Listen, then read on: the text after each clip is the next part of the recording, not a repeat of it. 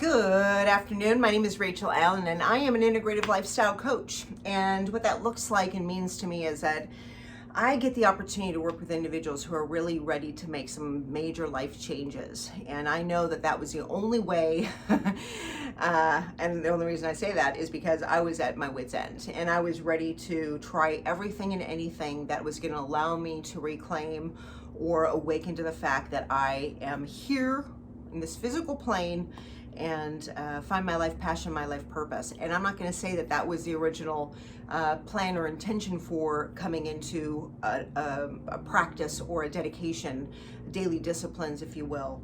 I wanted to stay alive. I think I feared death more than I did, more than anything else. And suicide was looking like a really great option to me. I was at my wit's end when I stumbled upon naturopathic and homeopathic medicine, and I have another video that outlays or kind of describes that whole process. The reason for today's video is I just want to talk about some of those disciplines and the importance of those disciplines that I still use today that launched me into a greater understanding of my freedom back in my 20s. And so we're talking almost 30 years ago. And I have been blessed by a diligence, a willingness to continue to seek, to continue to practice, even when it appears that there is no hope or I feel disconnected from the practices themselves.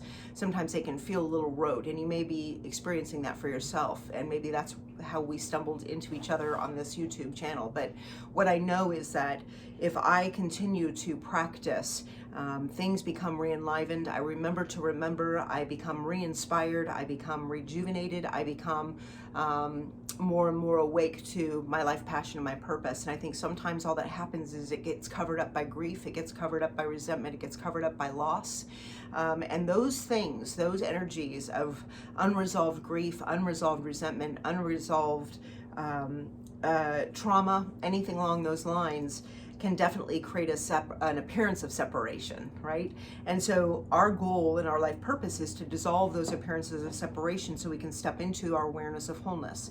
We are whole, well, perfect, and complete. I remember hearing that, and I remember thinking, no, you don't live in my body. You don't know what I'm experiencing.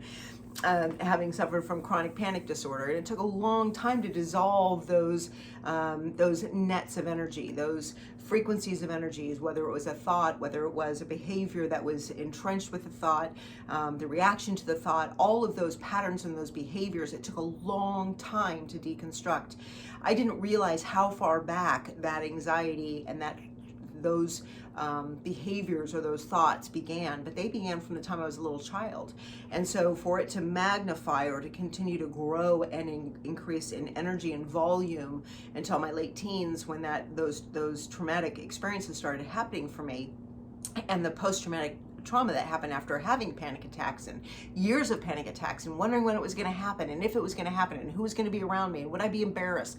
I mean, all of those day in and day outs, even when I wasn't having them, it was still, is it going to happen today? So it was a long time of disassociating, defragging those thought processes, so that I could wake up every day in a space of appreciation. Today I wake up in a space of appreciation. Let me say that again. I wake up today in a space of appreciation for everything that I'm experiencing in my life. And that took a long time to get to. And it's a maintenance, it's a daily practice of mine, because I don't ever want to forget how great, how joyous it is to be alive. And that all of those years preceding in through the healing process, and now I'm going to call it maintenance, but it's not really maintenance because I don't believe you maintain. I think we're always expanding into greater levels of health and wholeness. But all of those dedications and things that I do on a daily basis, the disciplines, continue to re-inspire me on a daily basis, because I have not arrived, folks. I have not arrived.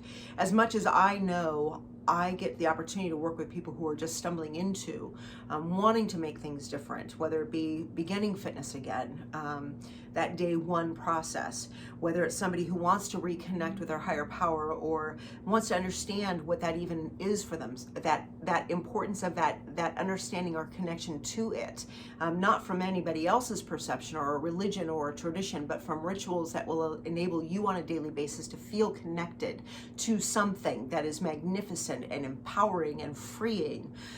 Whether it's a mindset, resetting those the way the mind thinks. It took books, it took hypnosis, it takes tapping to realign the head to the heart, and all of those, like I said, the frequencies just have to be looked at, addressed, and identified, hence assessing, right? We have to know where we are, we have to know where we want to be, and we have to be willing to put in the time and the dedication to get there. And for me, my arrival, it probably looks a lot different than a lot of people in the modern world. You know, I haven't been about, as much as I've owned a home, I've had a beautiful car, I've had a big business, I've had a lot of things in my life, and today I'm really just about freedom and what that looks like for me, and the acquisition of that, and the maintenance of that, and the ever expansion understanding, and the expansive nature of understanding what that is.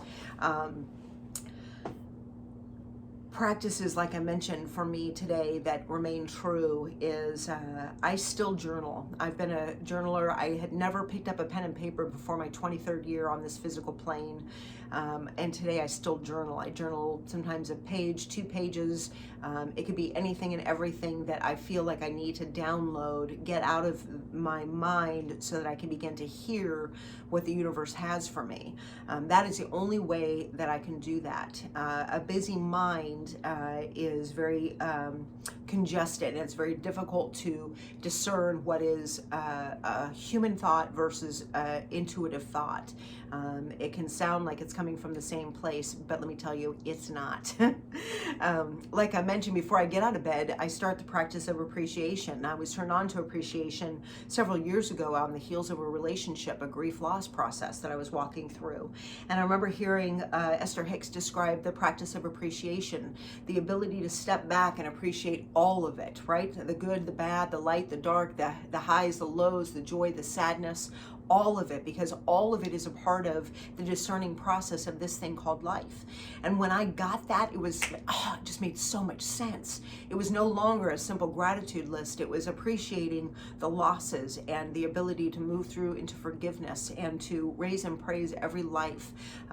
It became this, I do it all day long, really, but in the morning, that is the way I wake up before I even put my feet on the floor.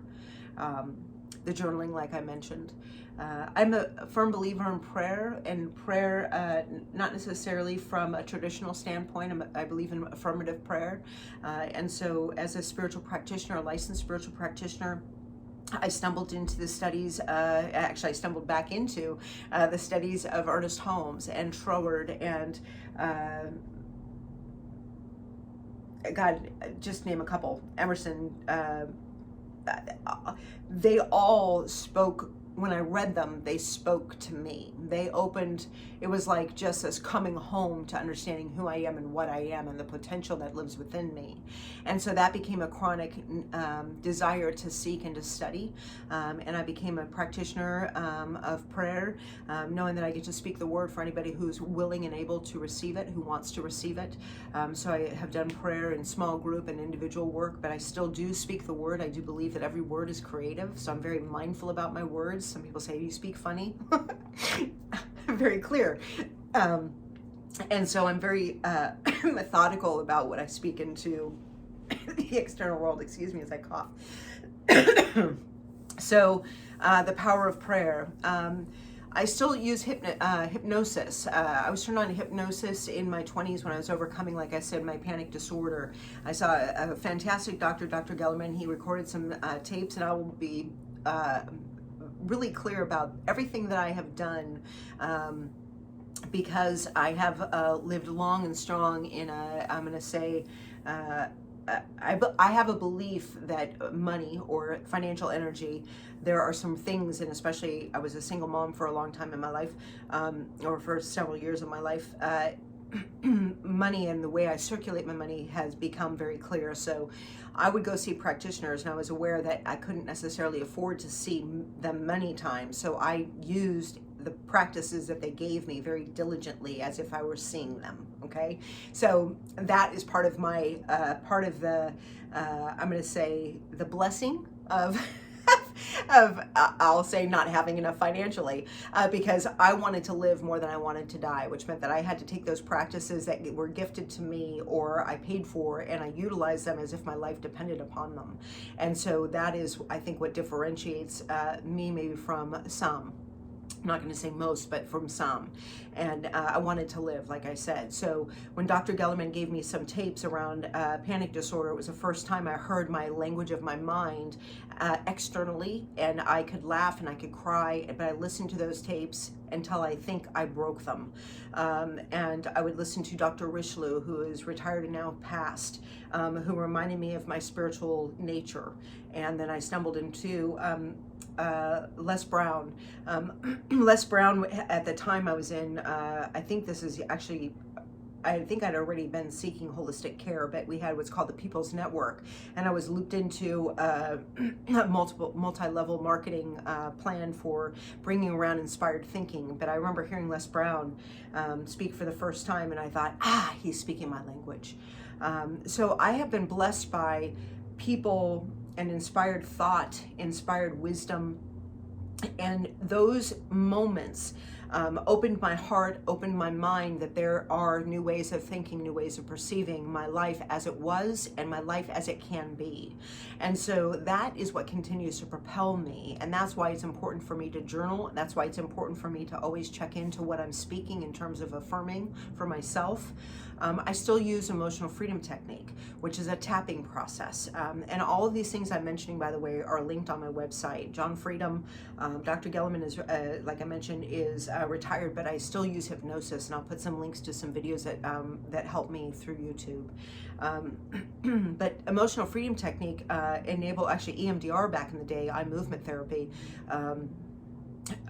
inspired me or got me back on the freeways in Southern California when I hadn't been driving for a long period of time. And then EFT allows me to do it for myself. It's a self-practice, right? So even as I'm driving, holding the steering wheel, I'm able to say, even though I still have anxiety, I deeply, profoundly love and accept myself and know that I'm free and I'm safe, right? Or whatever I'm moving through in my life energetically, if I have a bit of anxiety, I'm able to tap through that.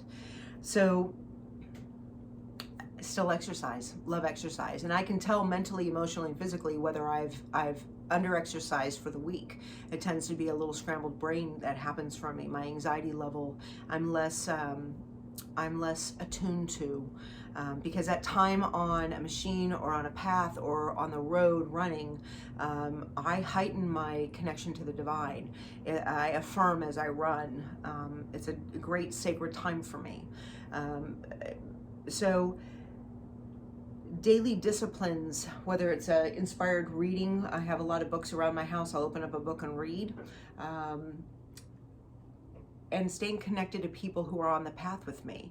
I have to be surrounded by, or remind myself that I'm surrounded by people who are not necessarily on my path, but are on a similar path, right? We all are moving in the same direction of wellness, of recovery, of reclaiming, repurposing on a daily basis, because every day looks different. Some days feel really great and some days don't feel so great. And I don't want to take myself back. In the early days, I remember I was meeting with a spiritual practitioner that I had in my life at that time, and I had a few days of no anxiety, and I had a panic attack actually on the way to go see her. And I got there and I was so rattled, and I said, "Oh my God, I had a panic attack, they're back." And she said, "Wait." She said, "How long has it been since you've had one?" And I was like, "Oh, it's been a while." Like, I hadn't really thought about it. I mean, I wake up in the morning thinking about it, but I hadn't had an actual event in a long time. And she says, "How about we start charting the time in between them?" rather than marking the moments when you have them. And I loved that gain perspective. That value that was added in that moment to my life is I have to remind myself that I'm charting, this lifetime. I'm not, this isn't just event after event. This is just really, stringing together like beads on a necklace, moments of really good practices and good days. And that's the beauty, that's the beauty for me today, because over the years I have gained a consciousness, a mindset that no one can take from me. And that mindset speaks of freedom. It speaks of my body's potential to heal, my mind's ability to heal. It speaks of my ability to know who I am and what I stand for, what I value in my life. Those intimate relationships, beginning with my son, beginning with my grandson, the pets, an intimate partner, my dear girlfriends, the people that I can go and laugh and have coffee with, all the way to the people I get to meet at work. I know that all of those moments began with me saying, I know there's something I'm missing here. And I don't want to die, I want to live, and I'm going to trust this process. And I'm not only going to trust the process, I'm going to stick to the process. And sticking to the process is what has gotten me a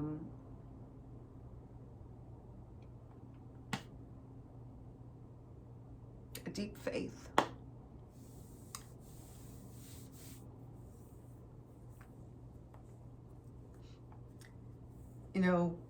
2020, there were tremendous losses for us all, whether it was professionally, whether it was relationships.